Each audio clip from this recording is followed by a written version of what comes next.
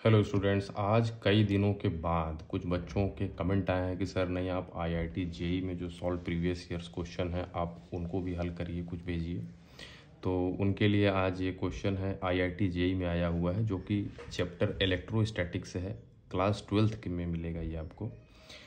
ये क्वेश्चन आया हुआ है आईआईटी जेई में 1984 में। तो इसको हम लोग सॉल्व करेंगे। देखिए क्या है क्वेश्चन, बहुत ध्यान से सुनिएगा, because this one is IIT JEE. 5 identical capacitor plates, each of area A, are arranged such that adjacent plates are at a distance D apart. ये कह रहे हैं कि हमारे पास क्या है, 5 आइडेंटिकल कैपेसिटर्स है। आइडेंटिकल कैपेसिटर्स आपको तुरंत सोच लेना है कि आइडेंटिकल कैपेसिटर इट मीन्स उनका एरिया सेम होगा, मोटाई चौड़ाई लंबाई सब सेम होगी, ठीक है। ईच ऑफ एरिया ए, सबका एरिया क्या है, यानी कि अगर ये कैपेसिटर एक है तो इसका एरिया कितना है, ए है, तो इसका भी एरिया ए होगा, इसका भी, इसका भी, इसका भी।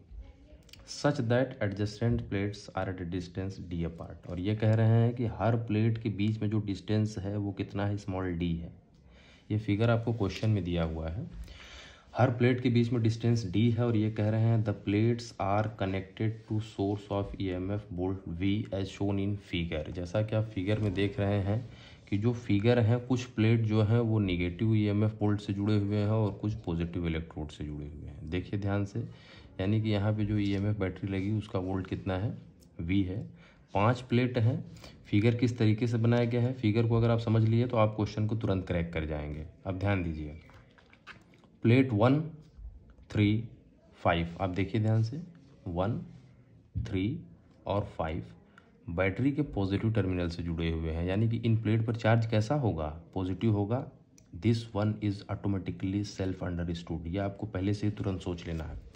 अगर ये निगेटिव टर्मिनल से जुड़ा हुआ पोर्शन ऊपर वाला है दूसरा और चौथा रॉड, यानी जो दूसरा और चौथा कैपेसिटर है ये किस टर्मिनल से जुड़े हुए हैं, बैटरी के निगेटिव ईएमएफ सप्लाई से, यानी कि इनके ऊपर जो चार्ज होगा वो निगेटिव हो जाएगा।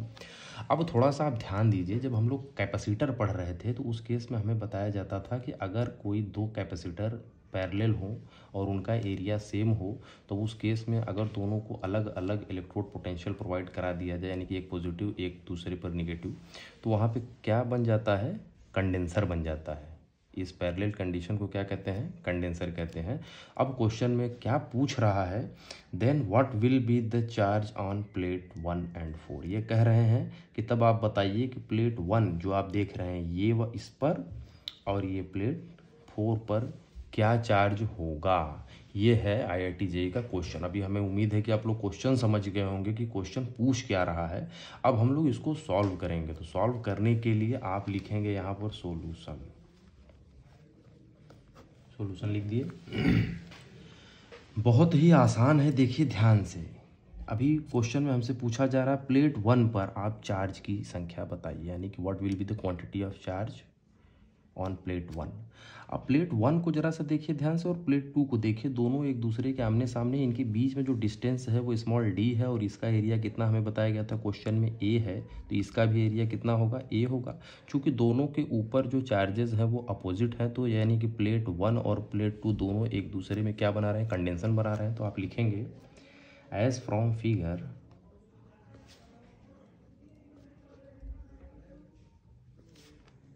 वी आर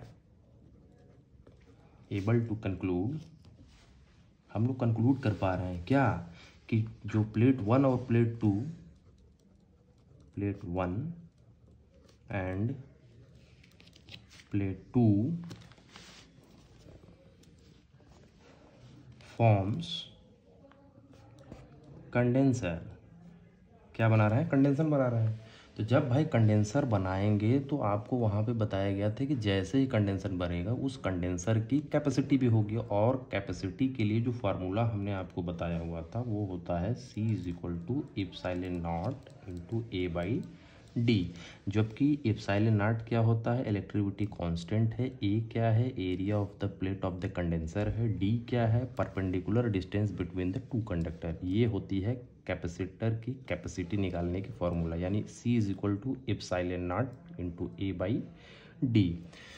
देखिए अब हमें चार्ज कैलकुलेट करना है 1 पर, तो हम लोग जानते हैं चार्ज का फॉर्मूला क्या होता है in term of capacitor and volt?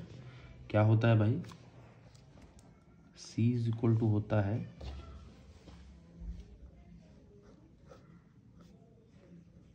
Q by V, implies that Q is equal to क्या होगा?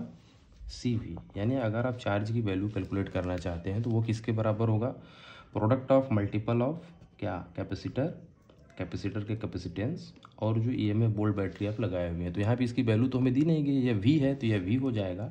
और C की वैल्यू चूंकि हम लोग इसलिए ऐसा लिख रहे हैं, चूंकि यहाँ पे भी C लिख सकते थे, लेकिन C की value epsilon nought into A by D के टर्म में इसलिए लिख रहे हैं क्योंकि हमें यहाँ पे दोनों प्लेट के बीच में डिस्टेंस दिया हुआ है और एरिया दिया हुआ है। This is the reason that's why we are going to change the capacitance of capacitor in the form of epsilon nought into A by D.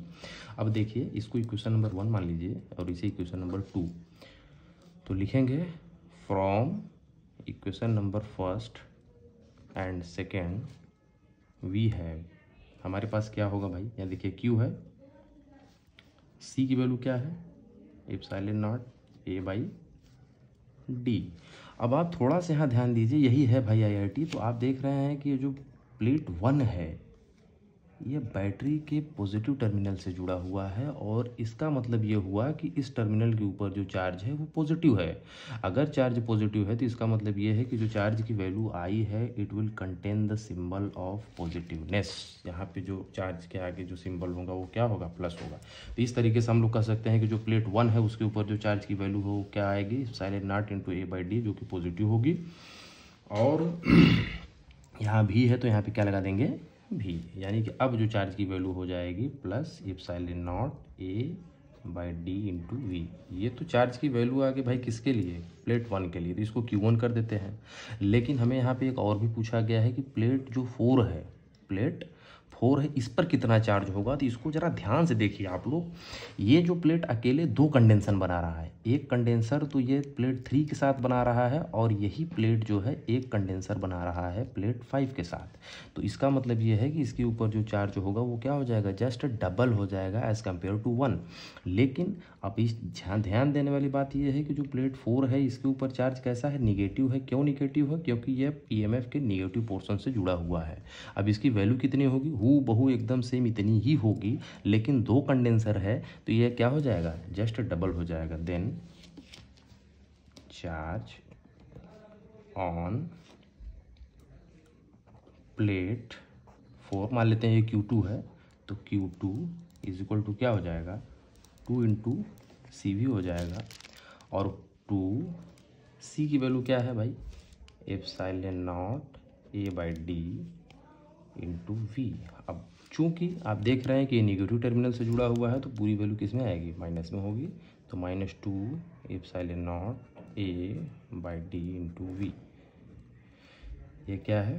Plate 4 पर है और ये प्लेट 1 पर है। तो इस तरीके से आप बता सकते हैं कि जो प्लेट 1 है वो कितना चार्ज कंटेन करेगा? Epsilon nought A by d into V. और जो चार्ज 4 है वो कितना चार्ज कंटेन करेगा? -2 epsilon nought A by d into V. ये 2 कहाँ से आया ये आपको क्लियर है? चूँकि इसको अभी चाहे तो हम और भी सॉल्व कर सकते हैं और डिटेल में, चूँकि आपको उतना टाइम मिलेगा नहीं पेपर में। ये तो बहुत लेंदी हमने इसको कर दिया आपको समझाने के लिए, लेकिन इतना टाइम अगर आप क्वेश्चन पर देंगे तो थोड़ा टफ हो जाएगा।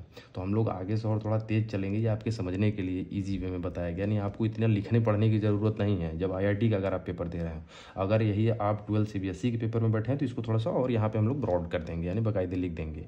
तो आप लोग कमेंट करके जरूर बताएं कि यह वीडियो कैसा लगा आप लोगों को। अगर आपको यह क्वेश्चन समझ में आया हुआ तो आप कमेंट करेंगे तो हम और भी क्वेश्चंस इससे जुड़े हुए जरूर अपलोड करेंगे। Thank you.